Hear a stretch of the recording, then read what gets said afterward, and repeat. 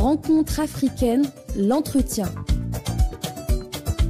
Bonjour à toutes et à tous et bienvenue dans ce nouveau numéro de Rencontre africaine. Aujourd'hui, nous abordons un sujet d'une grande importance pour l'avenir de l'Afrique, la candidature de l'Algérie au poste de vice-présidente de la Commission de l'Union africaine. Dans un contexte mondial en constante évolution et face à des défis multiples de sécurité, de développement et de gouvernance, l'Algérie, fidèle à son rôle de leader sur le continent, réaffirme sa détermination à contribuer avec les autres pays à façonner l'avenir de l'Afrique avec une vision ambitieuse. Cette candidature de l'ambassadrice Selma Malika Haddadi aux élections prévues en février prochain pour le poste de vice-présidente de la Commission de l'Union africaine dénote l'attention particulière que porte le président algérien Abdelmadjid Tebboune à la contribution de l'Algérie au renforcement de l'action africaine commune en vue de réaliser les objectifs de paix, de stabilité et de développement sur le continent africain. Pourquoi cette candidature est-elle cruciale? Quel rôle peut-elle jouer pour renforcer la position de l'Afrique sur la scène mondiale? Pour en discuter, j'ai le plaisir d'accueillir Monsieur Seyni Zakaria, politologue nigérien et spécialiste des questions africaines. Bonjour Monsieur Seyni Zakaria et merci d'être avec nous. Bonjour Ania. Pour commencer Monsieur Seyni, pouvez-vous nous rappeler l'importance de la Commission de l'Union africaine dans la gestion des affaires du continent et quel rôle stratégique le vice-président de cette commission joue dans la mise en œuvre des politiques de l'Union africaine? La Commission de l'Union africaine joue un rôle central dans la gestion des affaires du continent. Elle représente l'Union africaine sur la scène internationale et coordonne les politiques et les programmes de l'Union africaine en collaboration avec les États membres et les organisations régionales. Et cette commission même est le moteur de l'intégration africaine en favorisant la coopération économique, sociale, politique et des États membres. Donc, ce qui fait que cette commission assiste le président dans la direction de l'Union. Il est généralement responsable de l'administration et des finances de la Commission et contribue aussi à la mise en œuvre des politiques de l'Union africaine, en particulier dans les domaines qui lui sont confiés. En ce qui concerne le rôle du poste de vice-président dans cette commission, peut être amené à représenter le président de la Commission de l'Union africaine lors de certaines missions. En résumé, le vice-président de la commission est un acteur clé dans la mise en œuvre de la vision de l'Union africaine et il joue le rôle de soutien au président et contribue à faire de l'Afrique un continent uni et prospère. Et donc, ce qui fait que c'est un poste clé. Pouvez-vous nous expliquer les enjeux derrière cette candidature algérienne, la candidature de l'une de ses filles des plus intègres et des plus compétentes en termes d'appartenance africaine, l'ambassadrice Selma Malika Haddadi, au poste de vice-présidente de la Commission de l'Union africaine, surtout dans un contexte où l'Afrique fait face à des défis importants sur plusieurs fronts? Et je peux vous dire que la candidature de Selma Malika Haddadi au poste de vice-présidente de la Commission s'inscrit dans un contexte complexe marqué par de nombreux défis. Et face à ces défis, tels que la sécurité, le développement économique, les changements climatiques, et l'Algérie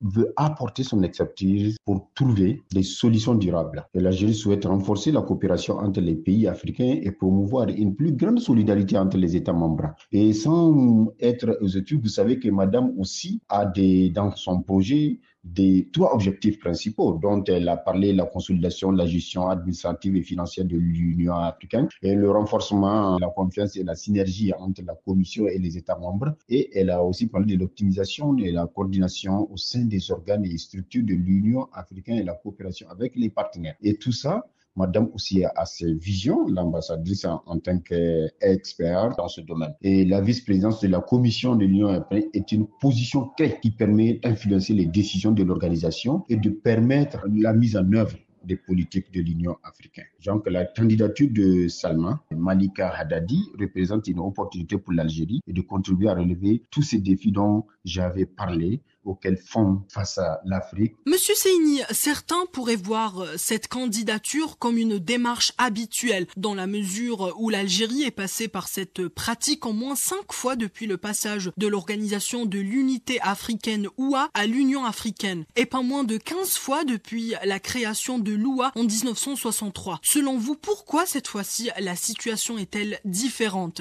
Qu'est-ce qui distingue cette candidature des précédentes? Et donc plusieurs éléments peuvent vraiment on pourrait justifier une approche différente parce que Madame l'ambassadrice, c'est une diplomate qui a vu le profil de la candidate. Elle est compétente. C'est les compétences et l'expérience de Salma pourraient être les facteurs différenciants et son parcours et ses qualités pourraient la rendre particulière, adaptée aux défis actuels avec le soutien des autres pays. Donc le contexte international et africain a considérablement évolué aussi, il faut le savoir.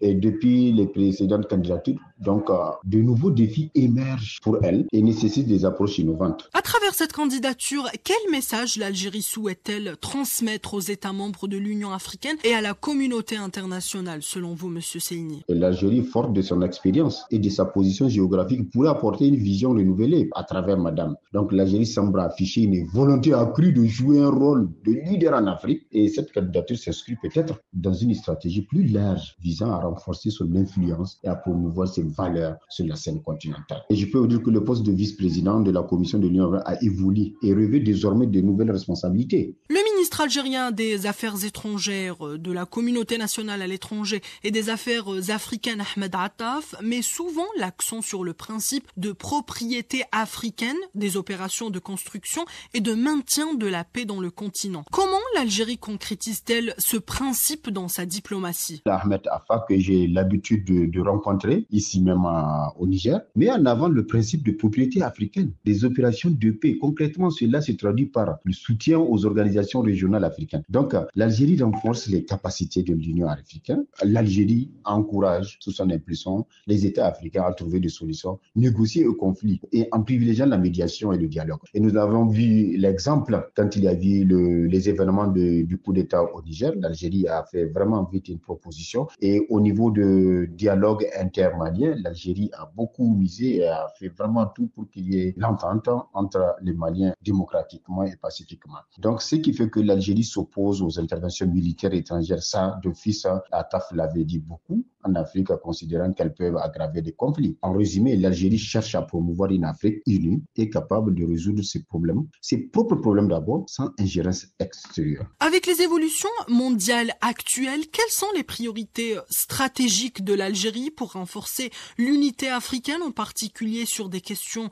cruciales comme les réformes du Conseil de sécurité de l'ONU et des institutions financières internationales? Les priorités stratégiques de l'Algérie là pour renforcer l'unité africaine dans le contexte actuel sont multiples et complexes. On peut parler des réformes des institutions internationales. Et là, je veux dire que l'Algérie doit soutenir activement les réformes des institutions internationales, notamment du Conseil de sécurité de l'ONU. On doit plaider pour une représentation plus équitable de l'Afrique au sein de cet organe, afin de mieux refléter les réalités du continent et de lui donner une voix plus forte dans les décisions internationales. Et il faut parler de l'intégration économique africaine. Donc, l'Algérie doit encourager cette intégration à travers des initiatives telles que la zone de libre-échange continentale. Le plus gros, c'est la sécurité et la stabilité. L'Algérie doit jouer vraiment un rôle important. Elle doit être impliquée dans plusieurs missions de maintien de la paix et soutient les efforts de lutte contre le terrorisme et l'extrémisme violent. Et la candidature de Salma doit avoir au moins un soutien ferme avec les autres pays. Donc, je peux dire que l'Algérie a un rôle clé à jouer dans le renforcement de l'unité africaine en poursuivant ses priorités stratégiques et elle peut contribuer à faire de l'Afrique un acteur plus fort et plus influent sur la scène internationale.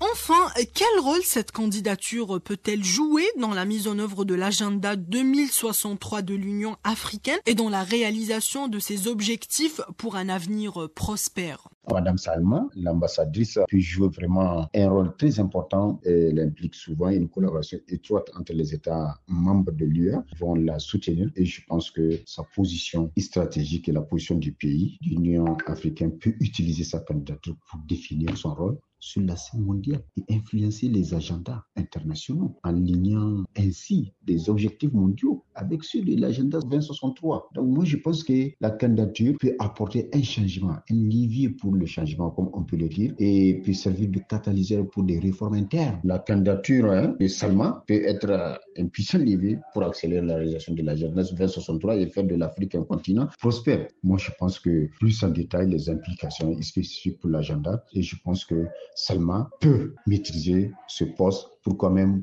pas le poste de la présidence. Merci à vous, Monsieur Seyni Zakaria, pour vos éclairages sur cette candidature stratégique. L'Algérie, par cette démarche, réaffirme son engagement à renforcer l'unité du continent et à faire entendre la voix de l'Afrique dans le monde. Merci à vous, chers auditeurs, de nous avoir suivis dans cette rencontre africaine. Elle vous a été présentée par Rania Eitrassi. À très bientôt.